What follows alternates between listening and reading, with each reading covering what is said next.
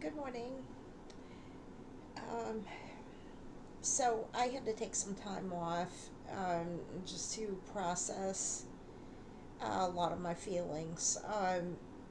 My cousin passed away this week, and his brothers are still alive. So I need to be kind of careful how I talk about things because I also need to be respectful of their privacy. And I have a lot of feelings about this.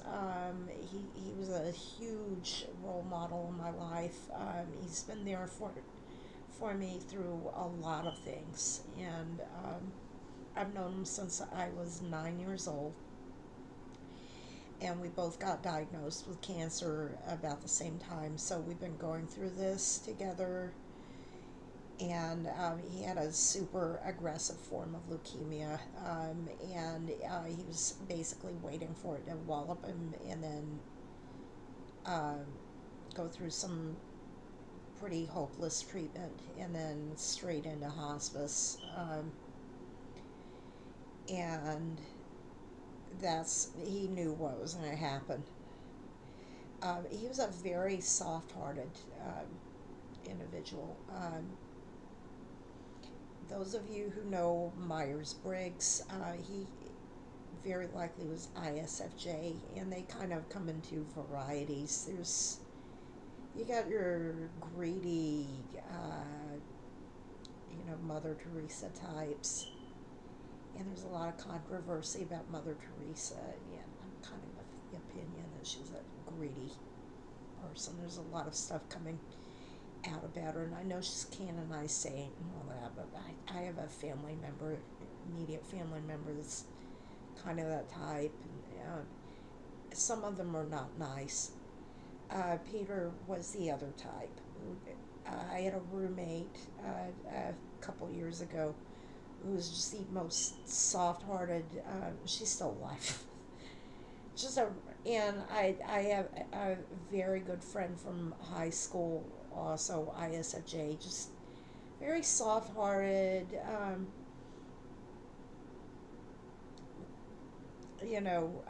Puts other people first. And they just kind of a really mellow, wants to watch Disney movies, and you know,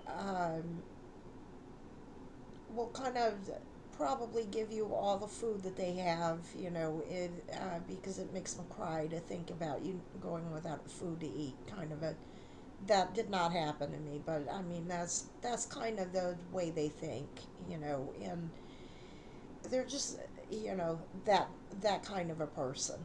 Um, you know, just as an example, my lab partner in chemistry class, she's ISFJ. I'm still friends with her today, and we don't talk a whole lot, but uh, this was 15 years ago. I had posted on Facebook. I said, it's funny.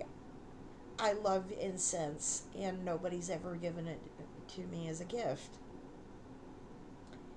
And 2 days later, I got a package in the mail from her with incense in it. I mean, that's a kind of a that kind of personality. That's how Peter was, and I did post in the you can post the little comments and stuff, and I posted the Art Garfunkel video, and that song is inexorably linked in my mind with Peter.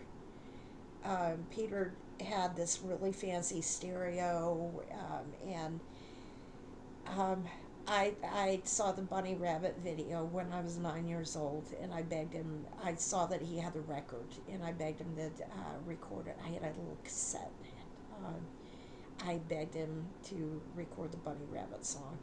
And I, being 9 years old, really was clueless what that song was about. I just saw the bunny rabbits. And I think back, and maybe somebody really significant in his life had passed away, and that song made him think about that person. and that's why he had it. But it actually, when I heard it on the slowed down speed, I think I seem to kind of remember him saying that he did something with the recording to make it sound better. And it sounds exactly the way that he recorded it on the cassette. And so I think he did record it on the 432 setting. Um, and you know, um, he was very melancholy. And I guess it's kind of safe to say this. My aunt was a lot like me, only more extra than me. My aunt loved gossip, and she was a powerhouse. And if you know Myers Briggs, she was the ENTJ, like plus plus plus plus plus.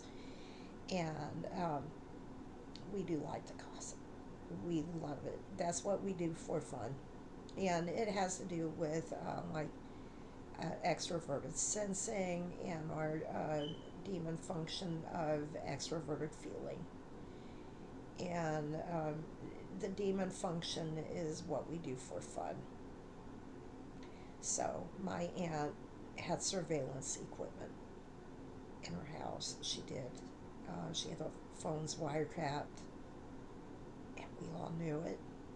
If we had to make a phone call, that was the price. This was the 1970s. We all knew if we had to use her phone, she got to listen in on the calls. We knew it. Um, so she got the dirt. That was a given. She lived large. She had friends that smuggled jewelry. We knew that. I knew that. I was 9 years old. I knew it. And she would go there and get dirt on people. She knew everything about everyone. And she's just, she was amazing. She was a lady, like had a title because her late husband was a lord. So he was a captain in the military, and my aunt did not just like wither away after her husband passed away. She she had a design degree and made these beautiful batik clothing, and that's what she did with her time afterwards. She had 5 sons, and Peter was the middle child. So he was in his mid 20s when I met him, and we had a very interesting conversation. It was very age appropriate, and I would love to say what it was, but I have to respect the privacy of his surviving family members. And I think that he saw things in me that nobody else in the family did. And I was bullied by my siblings, my older siblings. I was. And I think there was some jealousy because I was a gifted child, but I think there was also, he just saw something, and he wanted to let me know that he was safe. And, he also took care of his youngest brother. And again, I need to respect the privacy of his surviving family members and his immediate family. And he's always protected his youngest brother. He's always been very protective. And his youngest brother is about the same age as me. And his brother in between them in ages has also done an outstanding job of helping him too.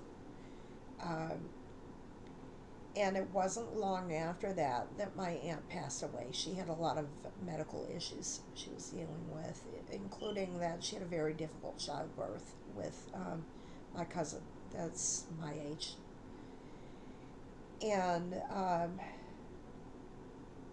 Peter has just always looked out for me. I mean, when I got on Twitter, Peter was my first follower on Twitter. And it makes me sad that Twitter fell apart. You know, I'm on Blue Sky now. You know, but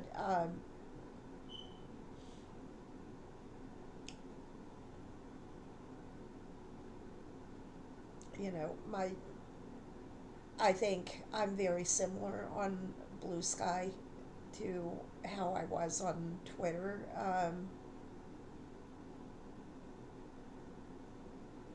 I think I've been able to filter out some of the toxic people on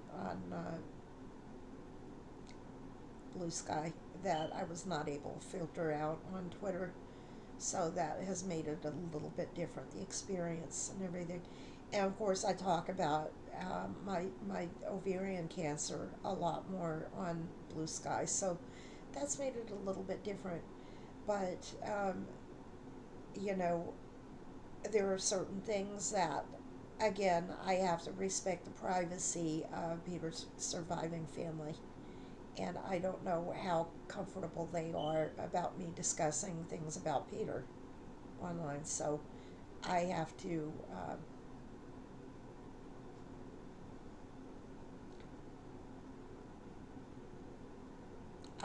I don't know how open he was about discussing things about his life online. So he was a phenomenal role model for me, for especially for the last 30 years.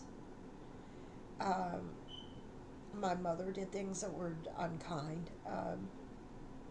And the reason I brought up about my aunt was that my aunt liked to gossip, and and she would she would you know he did join her with that, because if your mom likes to engage in an activity, it's a normal thing to if you love your mom and your dad passed away, that is perfectly normal to, um, you know, to socialize with your mother. That is a normal activity. And my mother resented that, maybe because my mother didn't really get along that well with her mother. And I didn't see it when I was younger, but I see it now. I absolutely see it now. And, you know, maybe there's some jealousy and everything. My mother was on the spectrum. There's no doubt in me about that. And here sit with this chicken hat on, but my hair looks absolutely horrendous right now. The other ones are still drying. I washed all my hats, so this it's either this or a cowboy hat, and that looks ridiculous in the pajamas. So, but there just was not. My mother did something really unkind to him, and I saw that and was just kind of horrified about it, and I didn't like that. And my mother did some pretty unkind things to me when I was younger, and I definitely remembered how she treated Peter. So that, you know, that's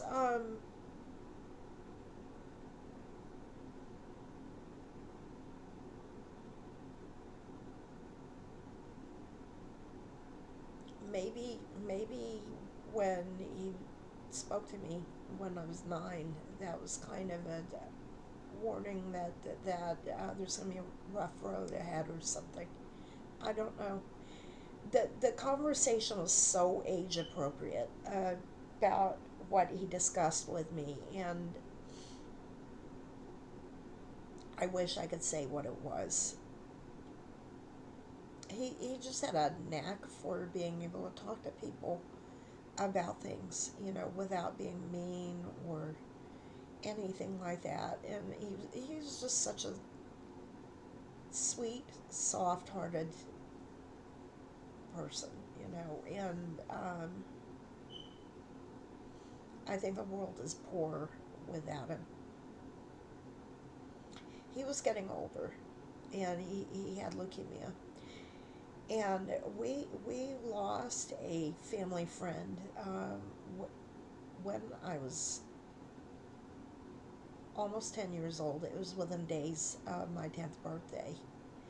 And it might actually been the same day that Peter passed away from leukemia. That might have been the anniversary.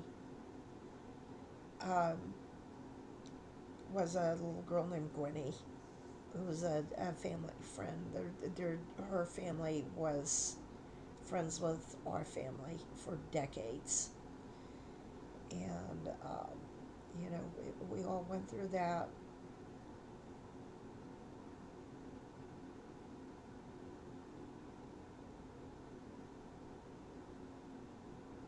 And he kind of shielded us from that horrible experience, and I was allowed to go to the viewing, and that was a nightmarish, ghoulish thing. Even to go to that, we did not go to the funeral with kids, and I told the other children what happened at the viewing. Um, you know, Reenacted it and everything, and so we knew, and little kids do that kind of stuff, and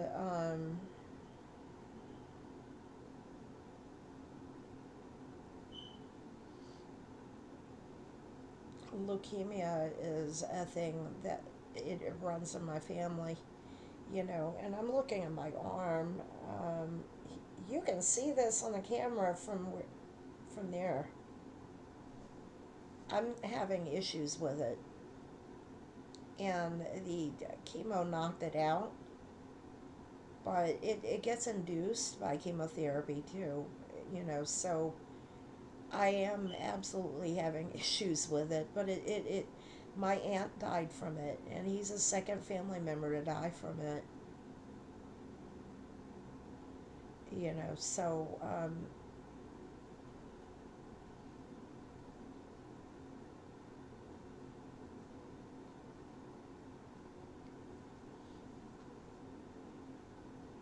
it's just something I'm trying to process and everything, and I have another cousin, and I have been kind of struggling with some weird things going on with her white blood cells, so it's scary.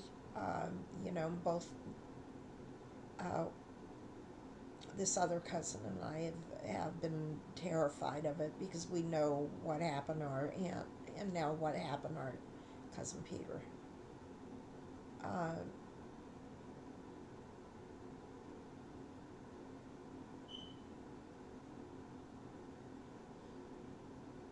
but my mentor said the survivor's guilt is awful. My mentor has been living with um,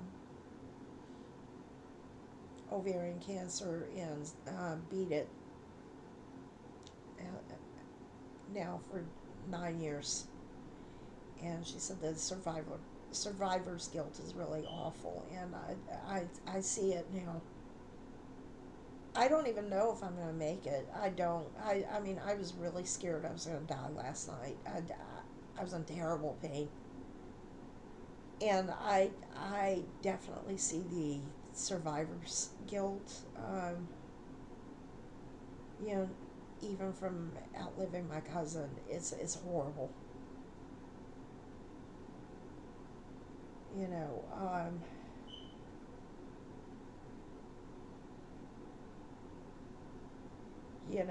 and it's not only a thing of where you're saying, why did I live and why did that person have to die, but you encounter mean, nasty people. And you ask, why is that person alive?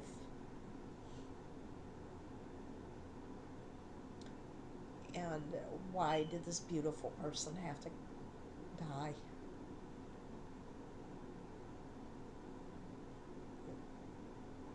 You know, and I see people for who they really are. And I just quit Facebook yesterday. I quit it. I'm sick of their manipulative little algorithms and everything. It was my birthday yesterday. And I probably should not say that on YouTube, but whatever. And Facebook decided that it was not going to put birthday wishes on there anymore. So, it decided that it's going to show me depressing stuff on my birthday. I'm not up for that. I am not up for that manipulation. I'm not in the mood for it.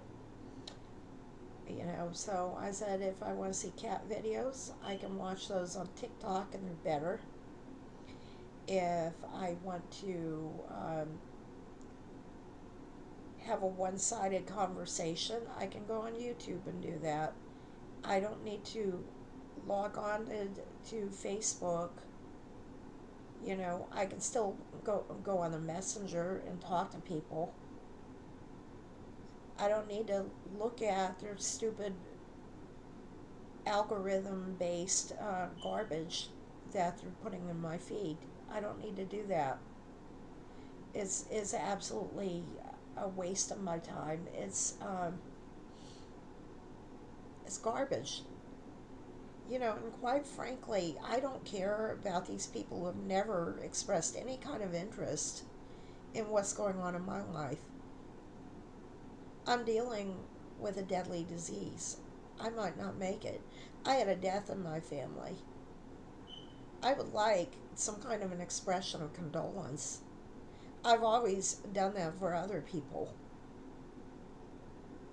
What? They don't agree with my political stance that I voted for Kamala?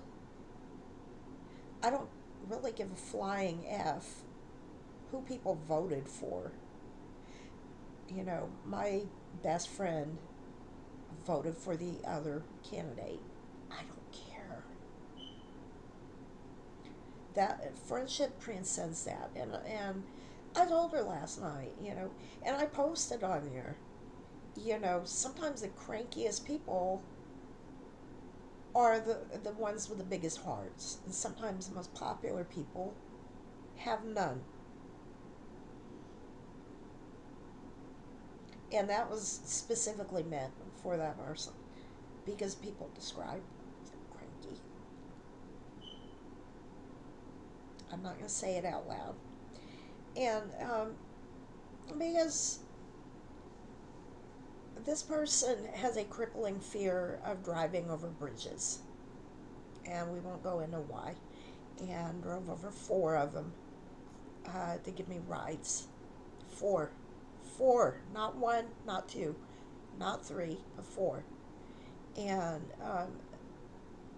I have a crippling fear of mice, especially dead ones. I probably would not do that, would not handle one for, not even one for somebody else, because it's so terrifying to me.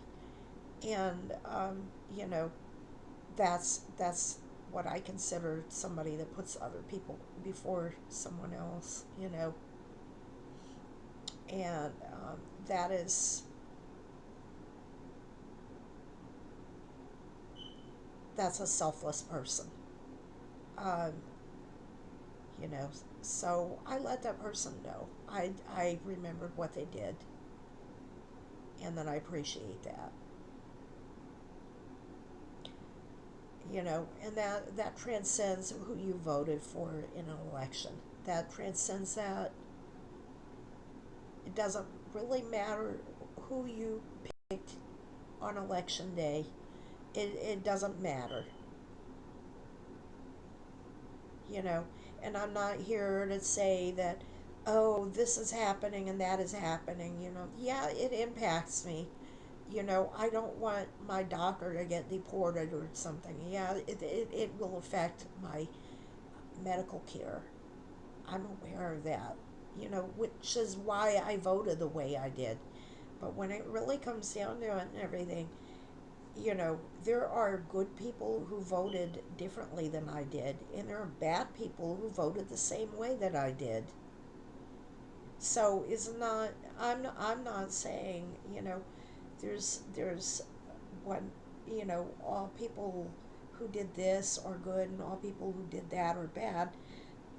What I am saying is that you know I I can see that people on who sit there on an app and everything, they can't be bothered to offer condolences when somebody had a death in the family. Why? Because they don't agree about vaccines, they don't agree about an election, because they're so wrapped up in their, oh, my kid just went off to college. I'm better than that person because I gave birth. I think those people are evil that think like that. They're just flat out evil people because they can't be bothered to think outside of their own existence, to think maybe that person didn't have children because they can't. I hate people like that. I actually hate people like that because they're so selfish and small-minded that that their their children are so much the center of their existence that they can't be bothered to have empathy for other people.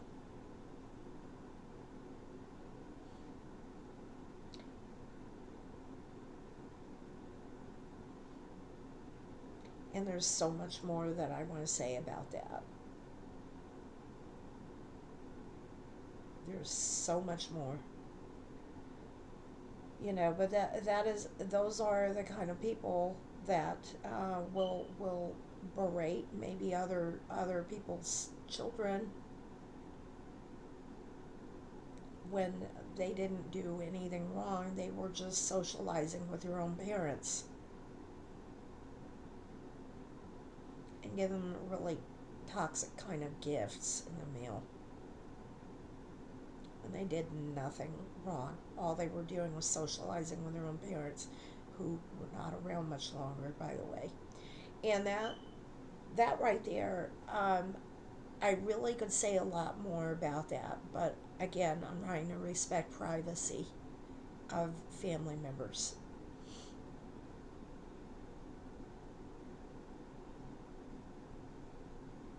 I don't have a lot of love for toxic mothers. I, I don't.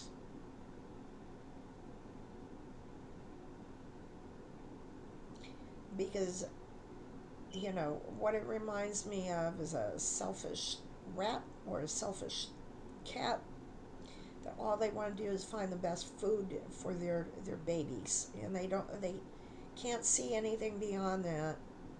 That maybe there are other creatures that exist out there. They just want to kill as many birds out there as possible. They don't care if they wipe out the entire ecosystem as long as their babies get enough to eat. By the way, I don't really care for female cats. I love kitty cats, don't get me wrong. I like the boy cats. Um, so, you know, my cousin Peter, he was a dog person. He wanted people bringing their dogs over to the hospice to visit him. I think I did mention that at the beginning of the video. That made his day when they brought them over. He kind of reminded me of a cat, like a big fluffy cat, but I'm a cat person, so sometimes, sometimes, and I did notice this, sometimes cats will adopt dogs as their pets. So I have seen that. So sometimes they do that, and they will like slow blink, do the dog, and then the dog learns to slow blink back at the cat, because the dog is the cat's pet. I have seen that with my nephew's Cheagle, which is a half Chihuahua, half Beagle. Is the cat's actually adopted the dog. The dog would sit with my nephew, but he belonged to the cats. He started behaving like a cat, but you know,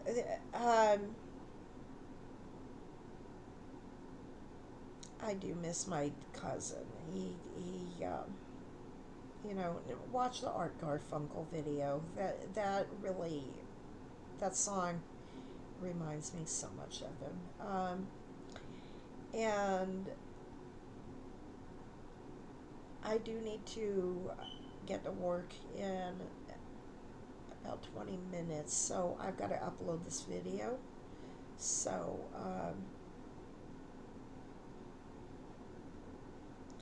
I hope you have a good day, and um, I hope everything is going well for you, and